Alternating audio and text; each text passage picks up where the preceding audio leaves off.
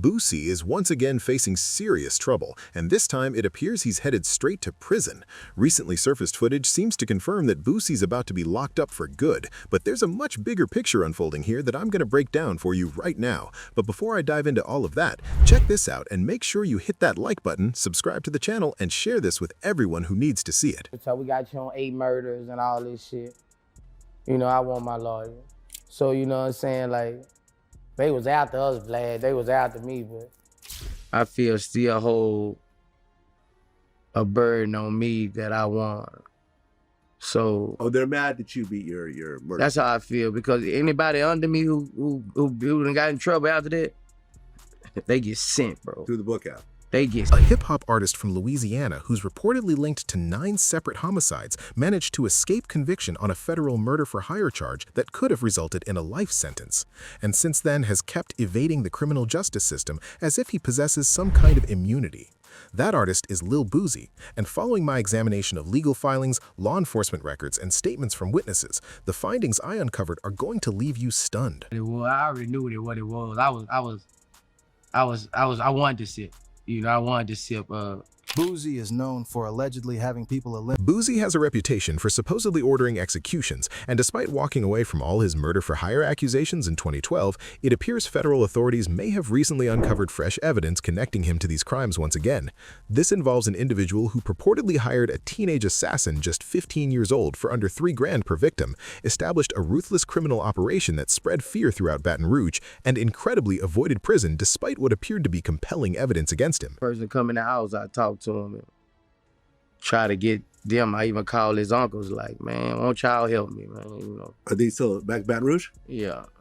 And as a dad, bro. However, there's something crucial to understand. The federal government has a long memory and never lets things go. And from his latest firearm offenses that were strangely downgraded to just probation, to fresh accusations surrounding the killing of Duke the Jeweler in Houston, federal agents continue pursuing Boosie relentlessly with every resource at their disposal. So stick around, because I'm going to explain precisely why federal prosecutors view Boosie as their ultimate target, the one who slipped through their fingers, and how they're deploying every possible strategy in their playbook to finally lock him up permanently. How you know if I'm a drug addict if you never sent me to rehab? I was sent straight to the pen. If I'm a drug addict, you never sent me to rehab. I was sent straight to the pen. How am I, you know, if I'm a drug addict if you've never offered me rehab? To grasp why federal authorities are so fixated on Boosie, we have to rewind to the beginning. Torrance Hatch Jr., professionally known as Lil Boosie, was raised in the West Roosevelt housing projects of South Baton Rouge, recognized as one of the nation's most perilous communities. And this isn't some standard tale of a rapper emerging from the streets. Rather, it's the story of someone who supposedly transformed his music profession into a cover for one of Louisiana's most vicious criminal enterprises. Because South Baton Rouge isn't simply another rough neighborhood, it's a location where homicide rates compete with active conflict zones, where kids mature listening to gunfire the way other children hear ice cream trucks passing by, and where staying alive frequently requires deciding whether to become a hunter or fall victim. And the West Roosevelt project, specifically where Boosie came of age, held an especially dark reputation, with deserted structures functioning as narcotics dens and corpses appearing so frequently that residents hardly reacted anymore. And by 2009, Boosie wasn't merely a thriving artist, because according to federal authorities, he was operating what they characterized as a murder-for-hire operation, with the government claiming that Boosie had ties to no fewer than 6 separate killings. It's no tunnel where you're not going to get busted. It's no tunnel where you're not gonna get busted. You're gonna get busted because you get big enough, they just gonna make accusations on you. But here's the point I really need to drive home. I want to share my personal take on this whole situation because I did the research myself, dug through everything I could find, and honestly, I didn't come across any solid, reliable evidence that actually proves the feds have this obsessive vendetta against Boosie like everyone's claiming. Because right now, social media platforms like YouTube, Instagram, TikTok, and all these other outlets are absolutely flooded with wild speculations, unverified accusations, and sensationalized stories that get people hyped up without giving them the real facts. So, let me clear the atmosphere here and break down what actually went down with Boosie's legal history, because the truth matters more than clickbait headlines and viral rumors. Back in the early 2000s, Boosie definitely had his share of run-ins with the law, facing multiple drug charges and gun possession cases that put him on law enforcement's radar in Baton Rouge. And then things escalated dramatically in the early 2010s when he was initially charged with first-degree murder, the case that had the entire hip-hop community watching and waiting to see if one of the South's most authentic voices would be silenced behind bars forever. But here's what actually happened that a lot of these conspiracy theory channels conveniently leave out. Boosie went through that murder trial, faced those serious allegations head-on in court, and when all the evidence was presented and examined under the scrutiny of the legal system, he was ultimately found not guilty of those murder charges, though he did end up serving time on drug charges and was released on parole that extended until 2018, giving him years to rebuild his life, reconnect with his family, and get his music career back on track after being stripped away from everything he'd built. Now, fast forward to May 2023, and this is where things get interesting and where a lot of the current speculation started gaining traction. Boosie was arrested in San Diego on federal gun charges, specifically being a felon in possession of firearms. And the way this arrest went down was pretty unprecedented in the social media age, because police actually spotted a firearm on his person during an Instagram live stream he was doing, and then subsequently found additional weapons in his vehicle during the arrest, which gave prosecutors what seemed like an open and shut case with video evidence that couldn't be disputed or explained away.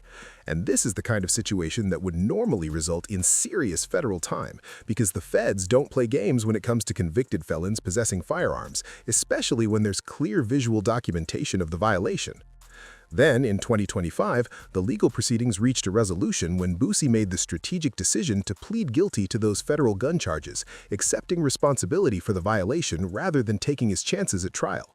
And the federal prosecutors, doing what they typically do in these cases, asked the judge to impose a 2-year prison sentence, which honestly is relatively light considering federal sentencing guidelines for repeat offenders and the nature of the charges. But here's the crucial detail that all these sensationalist channels keep glossing over. The judge hasn't actually announced the final sentence yet, meaning Boosie's legal fate is still hanging in the balance and won't be determined until that sentencing hearing takes place. And as of right now, at this very moment, there are literally no active criminal charges pending against Boosie. He's a free man walking the streets, continuing to make music, connect with his fans, and live his life while waiting for that sentencing date to arrive. The real truth that needs to be emphasized here, the fact that gets buried under all the dramatic thumbnails and conspiracy theories flooding your feed, is that the news circulating on the internet about Boosie being locked up right now, about the feds having some massive conspiracy to take him down, about all these alleged new murder charges and connections to various crimes, it all seems to be nothing more than speculation, rumors, and straight-up fabricated stories designed specifically to generate clicks, drive up view counts, and capitalize on Boosie's name and the drama that surrounds street rap culture, because that's what sells in today's algorithm-driven media landscape, where truth takes a backseat to engagement metrics and viral potential. Look, I'm not here to defend or condemn anybody. I'm here to give you the actual facts, the documented reality of what's happening versus what people want you to believe is happening. Because in hip-hop culture, and particularly in Southern rap where Boosie made his name, there's always been this narrative that successful artists from the streets never really escape their past, that the system is always waiting to pull them back down. And while there's definitely truth to the challenges that formerly incarcerated artists face when trying to rebuild their lives and careers, we can't let that broader truth distort the specific facts of individual cases. Boosie's story is complex, no doubt about it. He came from one of the most violent neighborhoods in America, survived circumstances that claimed the lives of countless young men just like him, built a successful music career that inspired millions of fans who related to his authentic street perspective, made mistakes that landed him in serious legal trouble, served his time, and has been trying to navigate life as a celebrity with a criminal record in an era where every move is documented and scrutinized on social media. But none of that means we should accept false narratives or unverified claims as fact just because they fit into a compelling story arc or confirm our existing beliefs about the justice system and how it treats black men from impoverished communities. The reality is that Boosie is currently a working music artist. He's free, he's creating content, he's connecting with his audience, and yes, he's waiting to be sentenced on those federal gun charges from 2023. But that's a far cry from the dramatic scenarios being painted across social media platforms where supposedly he's already locked up, or the feds are about to swoop in with some massive RICO case, or there's secretly footage proving his involvement in crimes that nobody in law enforcement has actually charged him with.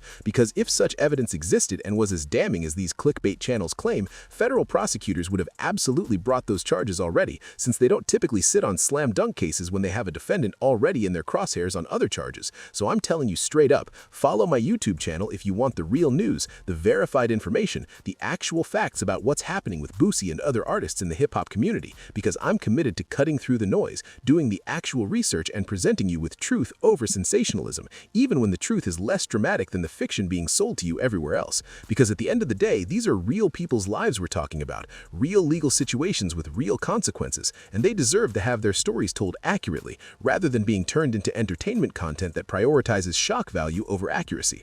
Well, that's the real talk. That's what's actually happening, stripped of all the conspiracy theories and and manufactured drama, and now I want to know what you all think about this. Do you appreciate getting the straight facts even when they're less exciting than the rumors, or do you prefer the sensationalized versions of these stories that keep you on the edge of your seat? So let me know in the comments section below, because I read every single one and I want to hear your perspective on how we cover these stories in hip-hop media, and whether accuracy matters more than entertainment value in this social media age. And I'll be back with another video soon breaking down more situations just like this one, separating fact from fiction in the rap game. And if there's any other celebrity, any other artist, any other situation you want me to investigate and break down with this same level of research and commitment to truth, just drop your comment below telling me who or what you want covered next, and I promise I'll reply and consider it for an upcoming video, because this channel is built on giving you what you actually need to know, not just what gets the most clicks. And that's a commitment I'm making to everyone who takes the time to watch, engage, and be part of this community that values truth in an industry where fiction often gets more play than reality.